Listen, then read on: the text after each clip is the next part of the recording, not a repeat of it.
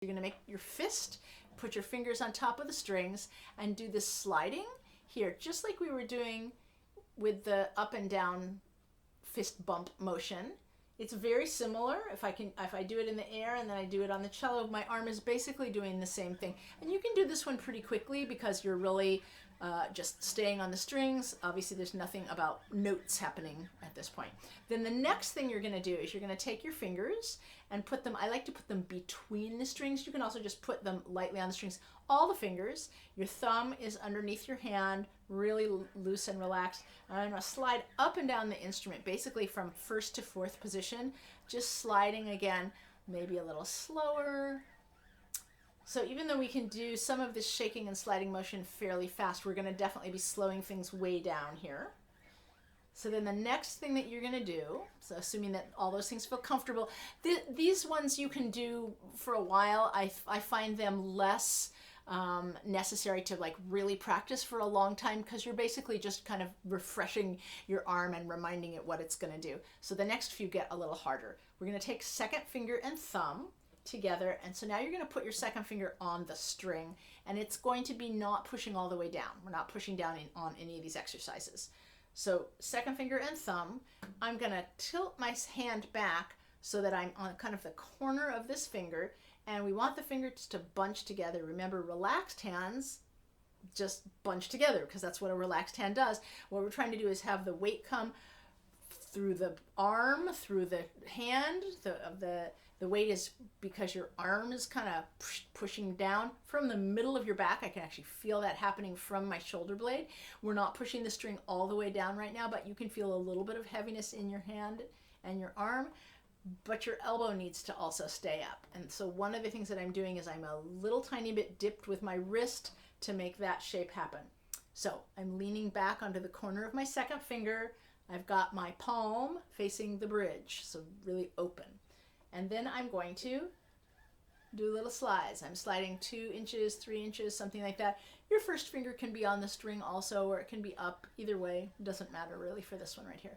I'm thinking of keeping my elbow back as I'm doing these slides. And this one we want to get really good at. We want to get really good at having it be very even. Nothing in the wrists, nothing in the fingers, no rolling. Straight up and down, no roll at all. And then the next thing, if you feel comfortable with that, and that one you might need to do for a while, or a few days or a few weeks, the next thing is you're going to start pushing down a little bit more and pinning the finger. Again, you don't have to use 100% of your normal weight, 50 to 70% or something like that. So you're pushing the string mostly down, if not all the way. I'm going to slide, and then I'm going to pin. We're going to do that kind of over and over. So I'm sliding, and I'm pinning. And you'll notice that my hand really kind of does the same thing, my arm and my hand together. When I slide and when I pin, it's not very much difference in the shape of what's going on here because this is still rotating from my shoulder joint. So as I'm doing this rotation, I want to be staying back and I want to come about to midline.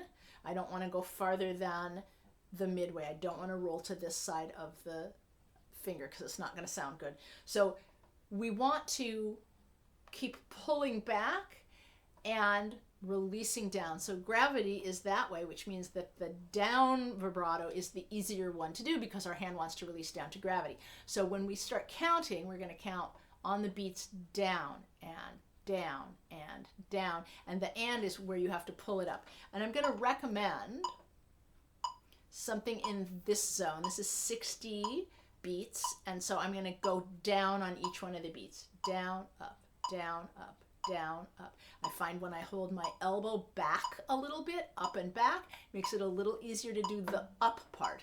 I'm thinking about my fingers being relaxed and bunched together, and I'm trying not to go past halfway.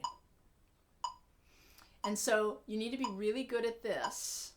I'm trying to go very smooth also. I'm trying to go not jerking back and forth, but really, I don't want to say the word round because it sounds like I'm doing things that are rolly, and I'm not. All I'm doing is this going up and down. So then the next thing is doing slide, slide, slide, slide, and pin, pin, pin, pin, slide. So doing that, sets of 4 slides, and then 4 where you're doing the oscillation here. Okay, turn that off. So you need to be really good at that before you start changing fingers. But the other thing that you can do is you can just do individual fingers. So if the second finger, whether or not it felt good or bad, you can try other fingers, because every once in a while someone has a really great 4th finger and all the other fingers feel awkward. So try other fingers. So same exact deal. My elbow is back and up. I'm rolling on my 1st finger, and I want to show you how far I roll on my 1st finger. On my 1st finger, I roll so far that I hit my knuckle on the string, and that also gives you an idea of the angling. Like my finger is lying literally in a straight line on the string when I come back here, and when I vibrate I don't knock my knuckle on the string. But this is again an exercise, not actual vibrato. So this is a great way to really feel the back part of the vibrato, is knock your knuckle back. Knock it back and come to halfway. Knock it back. And so because gravity wants to fall forward, you have to be careful to control where you're stopping, where your mid zone is. Okay, so you can try your other fingers as well. Keeping myself pinned here. Don't do your pinky yet. Pinky is really complicated. We'll talk about, I mean, you could, I shouldn't say don't do your pinky. You're welcome to do your pinky. Do your pinky. Do your best on your pinky. It needs a kind of a different setup. So try some of these on your pinky, see how it feels. If it doesn't feel good, leave it off. The next video is going to talk some more about how we manage the pinky. Okay, and then the very last thing that we have here is a coordination thing. You'll notice we don't care about pitch. We don't care about bow sound. We don't care about intonation. We don't even care what notes your fingers are on. If it's hard to do this up here, go to a different position, and you'll know that right away.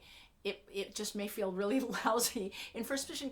Go to a different string, go to a different position. If what feels good to you is somewhere down on the C string, you don't have to even know where it is. Do it there. I would try actually this vibrato, this slow pinned vibrato, all over different places on the cello, 4th down to 1st position.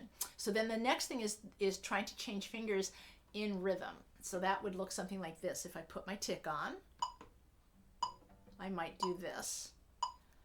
1 and 2 and 3 and change fingers. 2, that's my 2nd finger. And 3 change fingers. 3rd and 2. And I'm going to go back. I'm not going to do pinky. And 2 and 1st finger. 1. And so you notice I'm changing each time on my down. Down is when I change to my new finger. So I get ready and the back, change. And so that actually in the finger change helps that I'm on a downward motion when I'm going to a higher finger. So it might turn out when you're going to a lower finger that you want to change on the up motion. You can try that. That may be way more confusing than you want to be right now, but you want to be able to do this idea of my arm is doing the motion and I'm just changing to another finger, and my arm, I was a little glitchy on that one, I thought, but my arm is basically continuing the vibrato so that you don't stop between the fingers. Again, we don't care what pitches you're on. I'm not even really pushing all the way down on the strings. I'm staying really light. If it's really, really hard to change from finger to finger, don't worry about it right now. You can always work that out later. It might turn out that your version of changing from finger to finger goes like this. Here's my 1st finger. Stop, reset. Here's my 2nd finger. Stop, reset. Here's my 3rd finger. Or maybe you don't go to 3rd finger. Maybe you just do 1st and 2nd for now. Whatever your version looks like, make sure that you can do this for a little while, 10, 20 seconds or so, and that you don't change, it doesn't start grabbing or get stuck or go uneven. We want to have this smooth motion. It would be great if you could actually like have a conversation or say a sentence or do something that isn't 100% concentration on the vibrato. That's really a sign that it's getting really automatic in your arm. I know you're going to want to try it with the bow, and you can go ahead and try it with the bow, but right now what I'm suggesting is that you don't push all the way down on the strings, which is going to make it really hard to use your bow because you've got to push down on the notes when you use the bow. you can try it pushing down all the way. If you feel like this is really up your alley and it's going really well, you can do it smooth and even. Go ahead and push the strings all the way down and see if you can do that. If you're really good at it, you can go a little faster also if it's really feeling like everything is working. Keep looking in a mirror or a zoom window so you don't have to take your head away from the cello to look. If you do peek, make sure you keep your head really close. But I think that this is really the kind of place where you want to observe yourself in a zoom window to see what you're doing. Okay, practice. Bye.